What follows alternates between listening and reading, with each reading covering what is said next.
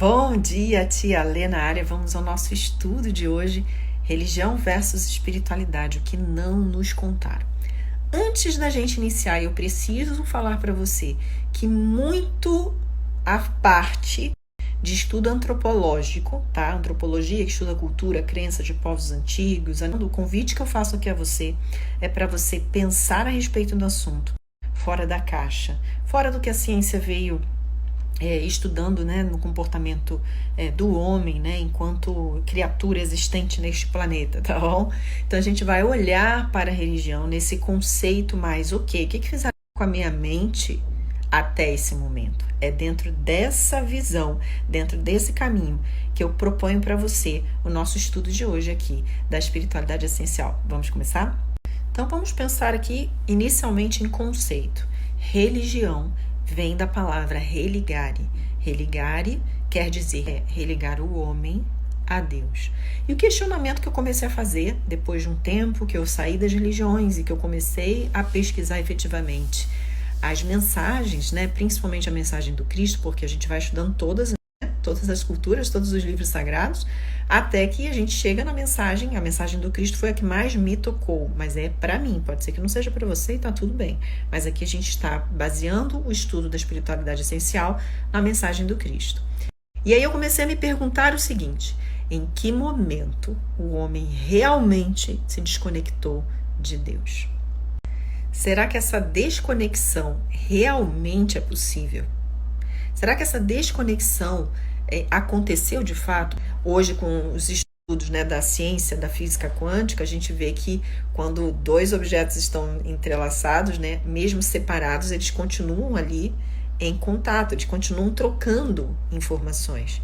A física quântica faz isso com as partículas. Você imagina conosco, entre nós e Deus. E o que a gente precisa compreender é que essa desconexão, ela é impossível de existir. Ela é impossível de ser. Por quê? Por que ela é impossível de ser?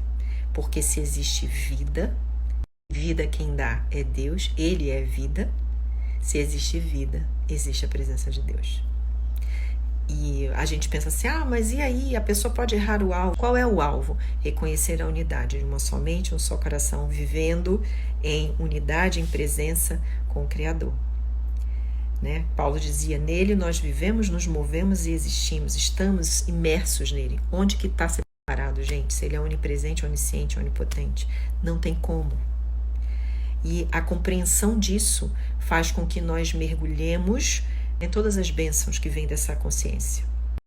E aqui a gente tem que voltar àquele conceito do início a respeito da religião. A religião diz que vem ligar o homem a Deus. E essa desconexão realmente aconteceu?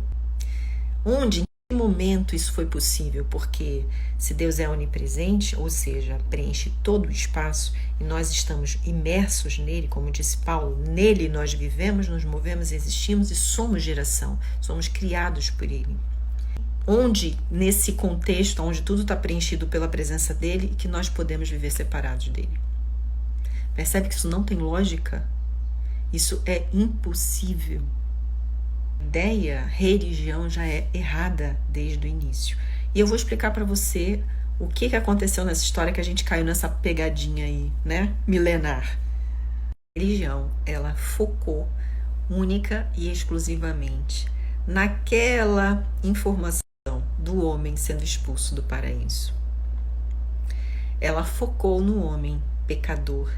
E uma vez que você coloque uma mensagem focada no pecado humano, focada na expulsão do paraíso, no homem decaído, faz com que aquilo vá no subconsciente, né, de toda uma geração e comece a achar que ela não é merecedora de estar na presença de Deus, mesmo com a vinda do Cristo, que veio falar de espiritualidade.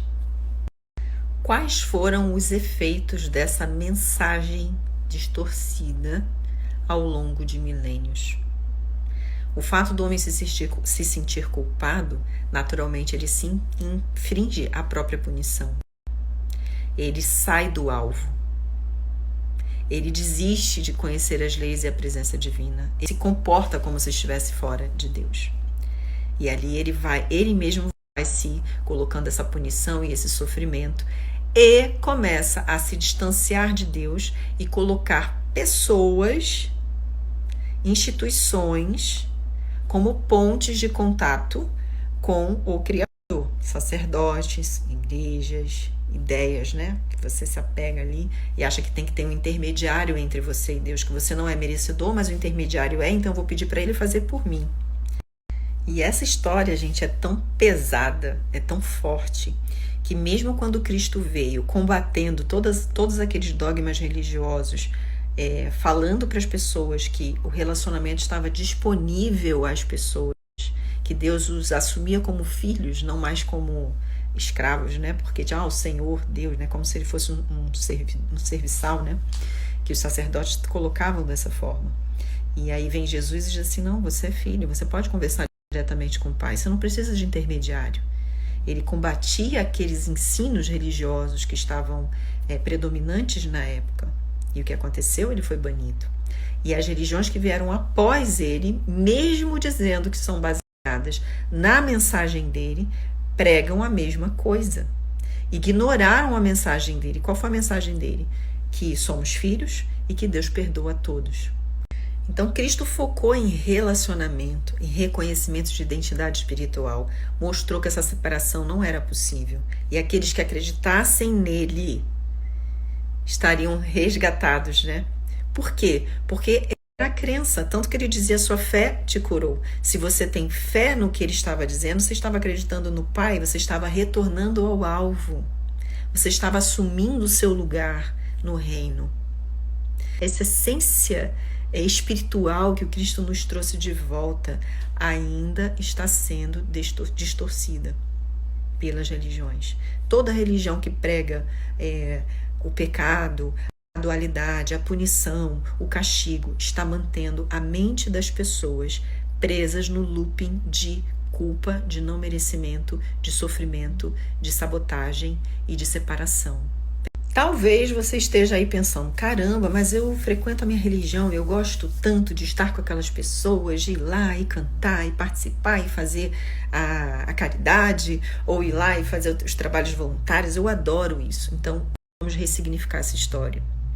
Você não está lá para desenvolver a sua espiritualidade, porque essa espiritualidade não se desenvolve de fora para dentro. É um processo interno e ele é individual. É você sozinho. Como Cristo dizia: entre para o seu quarto, feche a sua porta de joelhos em silêncio e no secreto, onde o Pai ouve em secreto. Isso é espiritualidade sendo desenvolvida, é o ensino do Cristo. A religião, observe essa convivência como algo social. É onde você pode praticar o bem, é onde você pode se sentir acolhido, abraçar e ser abraçado, ser reconhecido, aprender os desafios do relacionamento quando você lida com pessoas.